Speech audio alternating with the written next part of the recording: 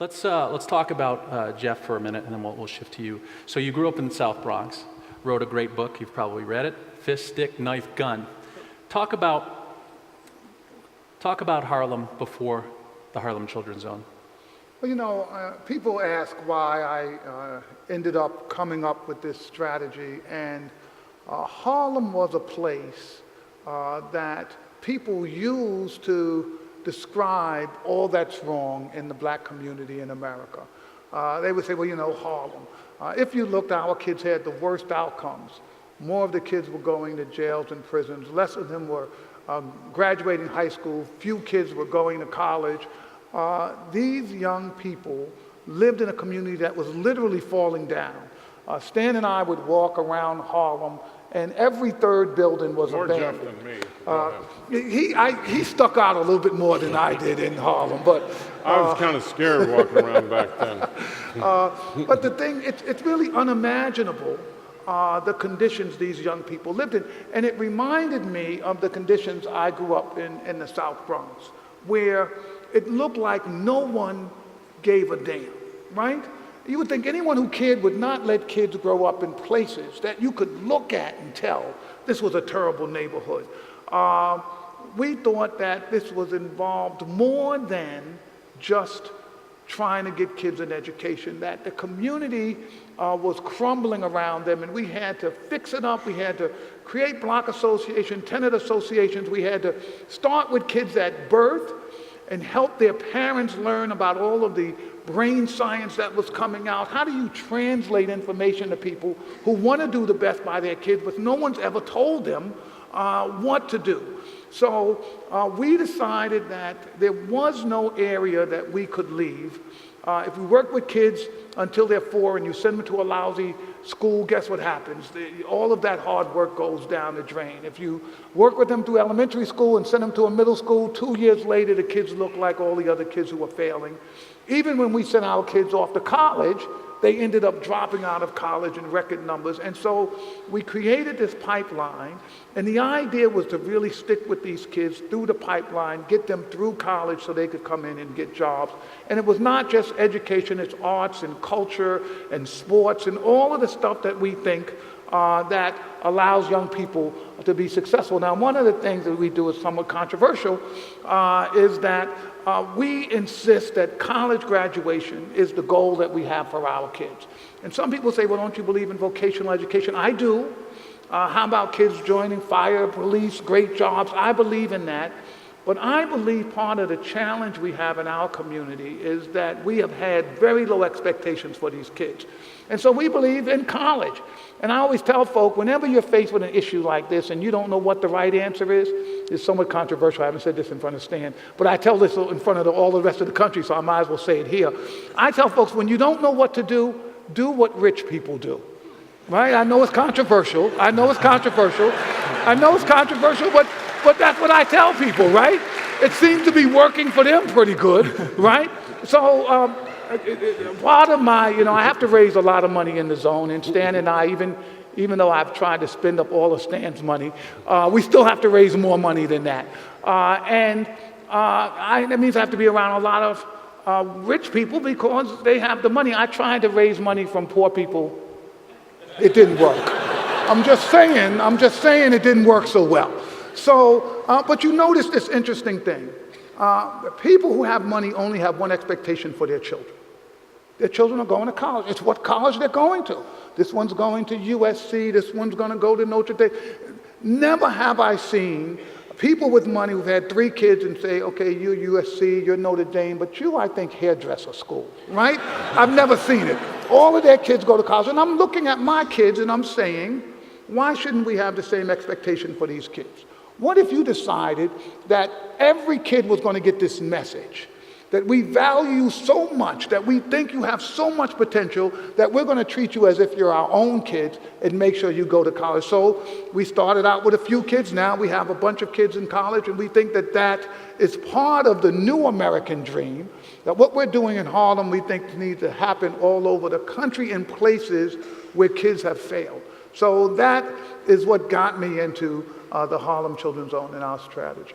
And for those of you, I'm sure many people here saw the movie Waiting for Superman. The title was coined by you. Can you tell us what that title meant? Yeah, I mean, at the time that I had said this, we never thought that that was going to be the title of the movie, but I was explaining what it feels like to grow up in a place where only a superhero could save you. Kids growing up where people are murdered, people are killed, where you see violence, domestic violence, and regular violence, where you're afraid to go to school because there are gangs. You think this neighborhood is so horrible that I need a superhero. And so when I found out there was no such thing as superheroes, I literally started crying. And I told that story to Davis Guggenheim, and they ended up saying, you know, that should be the name of the movie. And my sense is that there's still lots of places in this country where kids are waiting for anyone to come in to save them. And that's just not the kind of an America I think we have to have in 2013. Stan and I grew up in a time when this country was in turmoil. We lived through the assassination of President Kennedy, of Bobby Kennedy, of Martin Luther King. That happened when we both were growing up as young people, and it looked like America had lost its soul. But there was a commitment made that we were going to level the playing field for poor children in this country, and we just have not kept that commitment. No, it's fundamentally unfair that where you're born and who your parents are really determine your lot in life. And as you said, the old deal was, you come to this country, you put your kids in public school, you work hard, and what comes out the other end is a better life. And that's not the case anymore, except in places that happen to be lucky enough to have great schools. So, speaking of a great school, what are the essential elements of a great school? I mean, the thing that's frustrating for a lot of business people and outsiders is, we all know what a good school looks like. We can point to one, it's the one, we have all these problems in the world, education being one, infrastructure, war, all that, but education is the one that actually can solve the others. And it's one we have to solve. But it's tough to scale. It's tough to duplicate and clone Geoffrey Canada's. But what are the essential elements that you see time after time in a great school? Look, I think that you mentioned the examples right here that you said people were here, Teach for America, from KIPP, maybe folks from Achievement First. There are folk out there who are running schools in places like Harlem that are successful. And they all have the same fundamentals attached to them. One, that they actually use data.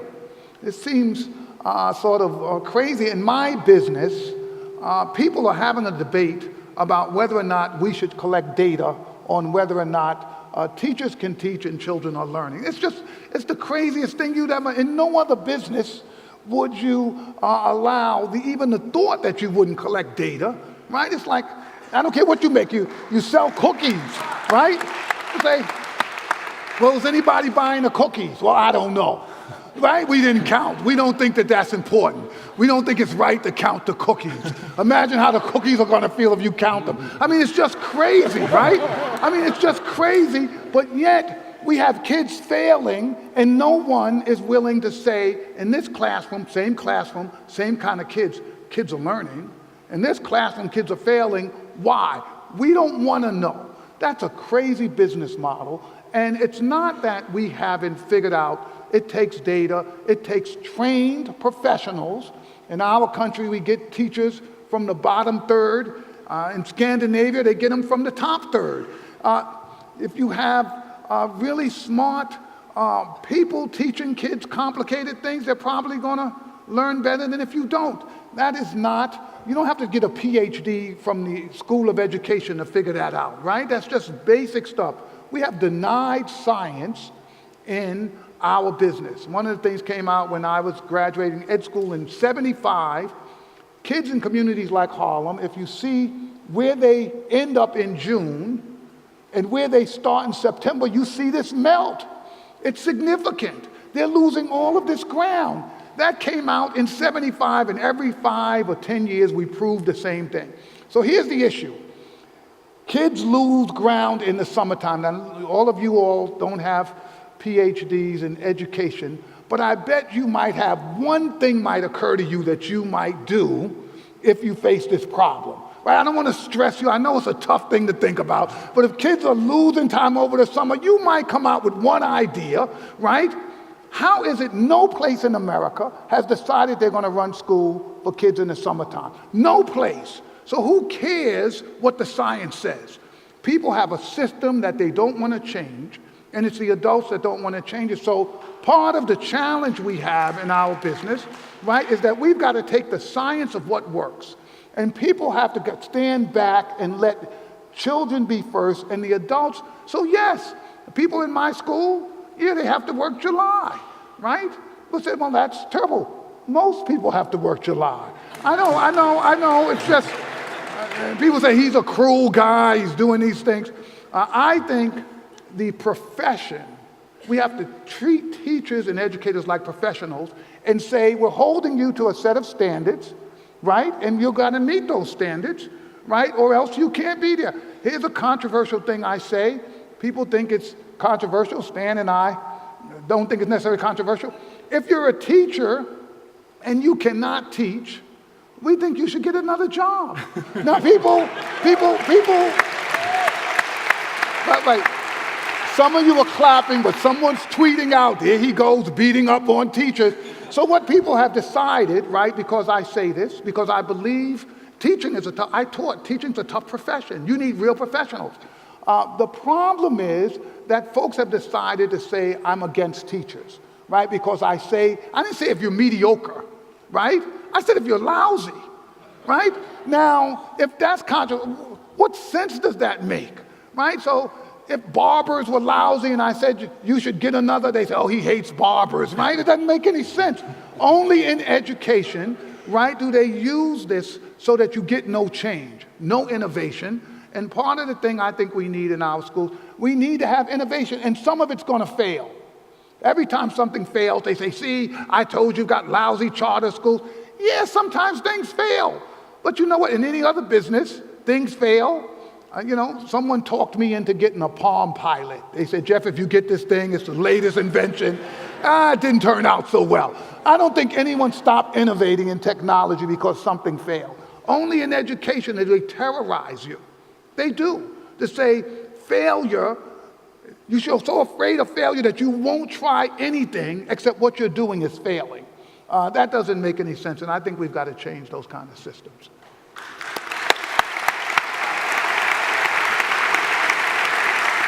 In any other business or in any endeavor, you have to risk good to get great.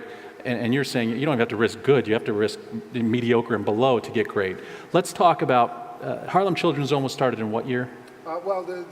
I've been there for 30 years, but we actually started this new strategy in terms of our 97 blocks about 15 years ago. And you rolled out one grade at a time. Started with what age? 3? We start with kids literally from birth. And then you rolled out one additional year each year, right? So you went 3, 4, kindergarten. Here's one of the things that people don't understand about our work. We have our own schools, our charter schools, Promise Academy, which we're very proud of. But we also work with kids in all of the traditional public schools in our zone. So there are 9 schools in there. My staff are in all of those schools. So we've been working with the full range of kids. When I say we have 1,000 kids in college, only about 70 of those kids are from Promise Academy from last year, and this year we graduated another group. So there'll be about 150 kids out of that 1,000 that'll be from our Promise Academy. The rest are from the traditional public schools. Our commitment to young people in our zone is whether you go to our school or another school, we're going to stay with you and make sure that these kids graduate high school and go to college. And let's talk data and results. Before and after. Before the Harlem Children's Zone and Promise Academy were there, what was the high school graduation rate in Harlem, approximately, before? High school graduation rates were around 30%, 30%. For kids in Harlem. And fast forward, what is the percentage of your high school students that graduate? Our high school graduation rates are in the high 90s. 90s. Now, you wouldn't even find that at a private school. Yeah, they are. Okay. But rightly so, that's not the goal. The goal is college. So before Harlem Children's Zone, what percentage of high school students attended college? It was in the low teens, probably 13, 14% And of the kids. of the graduates of the Harlem Children's Zone and Promise Academy, what percentage attend college? We get about 83% of our kids to attend college every year. That's nice. Every year. So, but it's not simply schools, as you said. You've built buildings and you've programs, and so it's preschool and after school and the arts and healthcare. So Why all those things? I'll tell you a little secret that people don't want to really talk about. The best we've been able to figure out in this country around educating and preparing our young people for the workforce is something that we would consider somewhere between middle and upper middle class. If you just looked at the data and you said, which kids in America are really doing okay, that would be the group you would point to, right?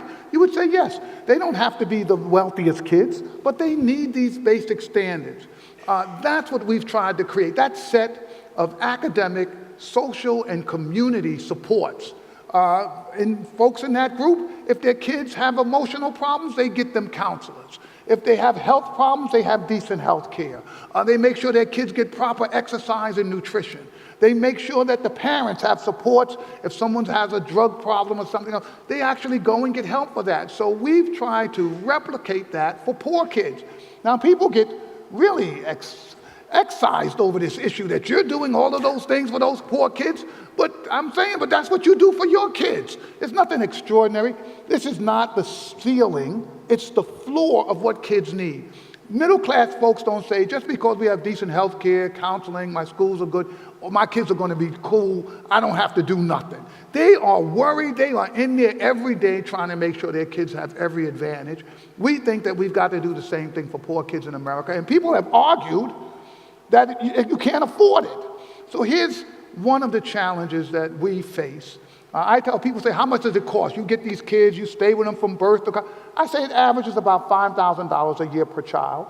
I could cut the number in half if I counted adults, right? Because we serve a lot of adults. But I don't want to cut the number in half. I want it to be a sticker shock, because you know why? I tell folk, the end result of us not doing our work, if you look at the cost of incarceration in our zone, if you come here, I have the map that shows you all of the kids who end up going to jail. In New York State, it's $60,000 a year. It's 80 here. You know what it is in the city of New York? It's $147,000 a year to incarcerate someone. So someone is arguing with me about the $5,000. You know what I have to do for $5,000? I have to get those kids on grade level. I have to keep them on grade level. I have to get them graduating high school. I have to get them into college. They have to be healthy. They have to eat well. They have to exercise. You know what you get for the $147,000? Do you get people who can have jobs? No. You get people who take care of their families? No. You get people who come out better citizens and they go, you get nothing. And everybody is totally happy paying that price. There's no one yelling, why are we paying all of that money to lock someone up? So here we've created in our country a system that is totally scalable on one end. I shouldn't have to tell you that in California. I think you all know what's happening with the prison population here.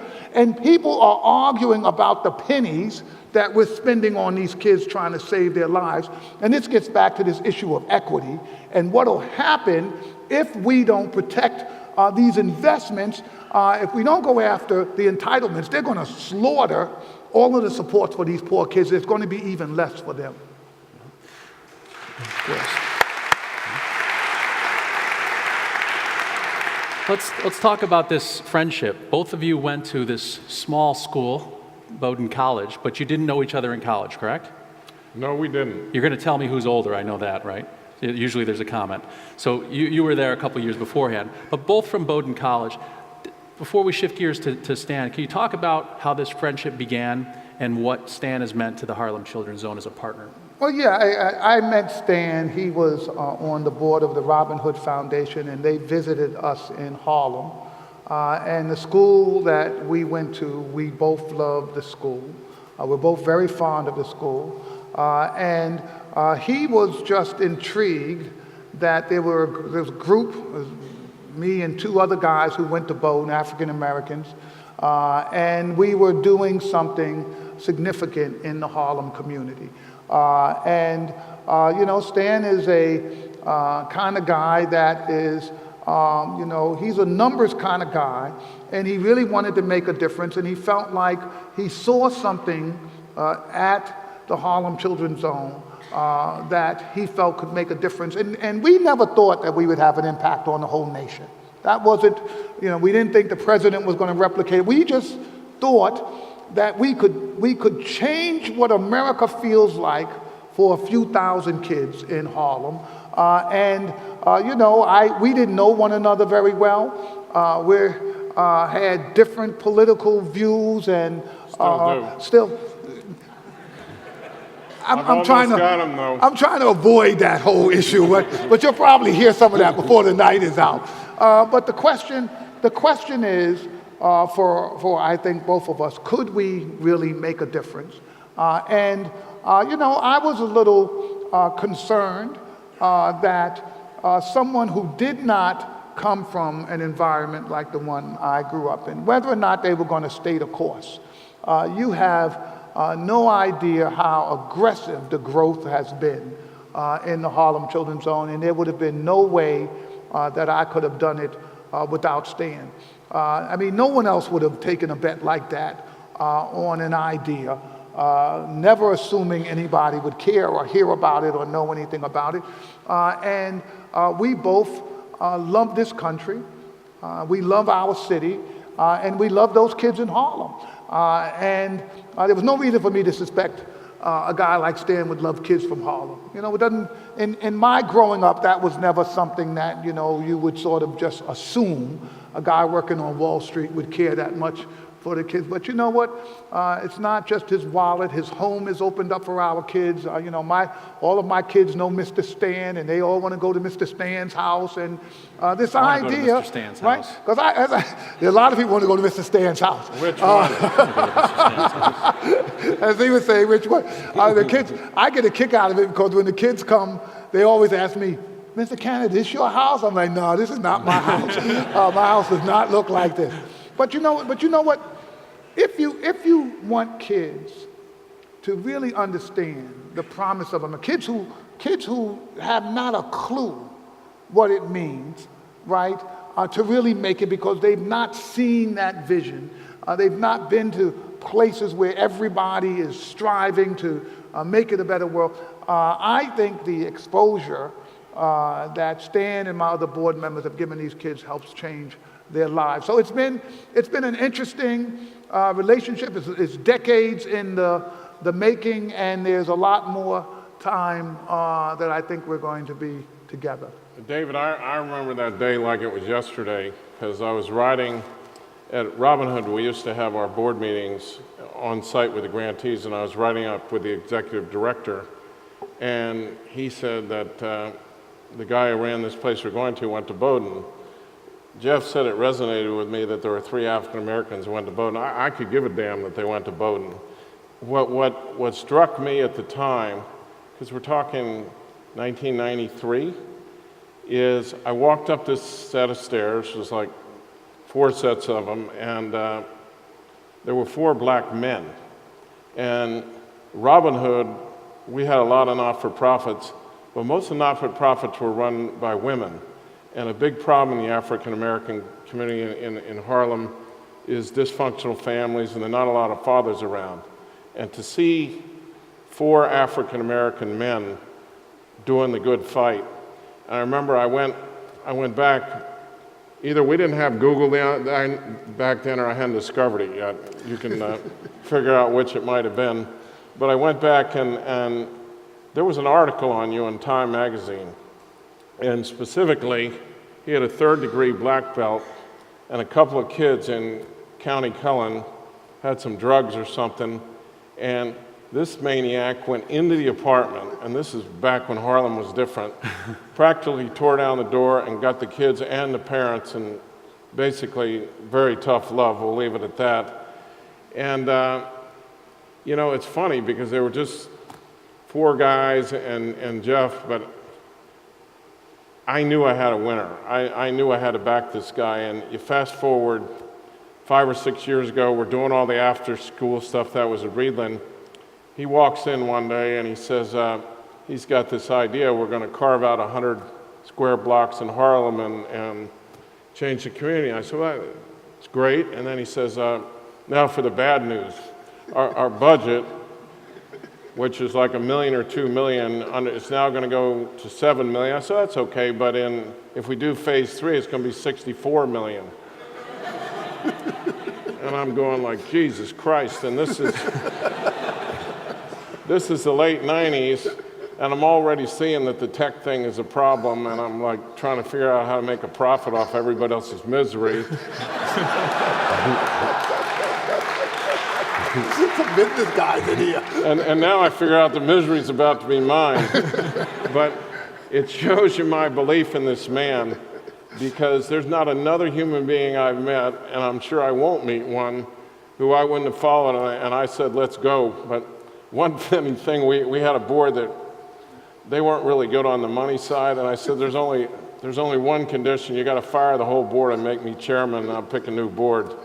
And by the way, the $7 million didn't go to $64 million. It's $105 million now, and he's still producing great ideas. And I've had some good investments in my time, but this man right here is the best one I ever made.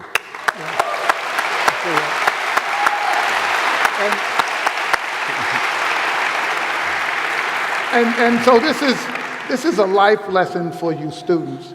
And to think I used to boo when the business school was graduating, right? Don't do that. There's some folk here, be nice to them, I'm telling you, all right? Who knew, right? You know, it's fascinating to lots of folk because this idea that you can really do something significant if folks from different arenas come together and work on something. It's something that I just think, really worked for Stan and myself. But people, I get all the credit for doing all of this stuff, which is fine, I'll take it.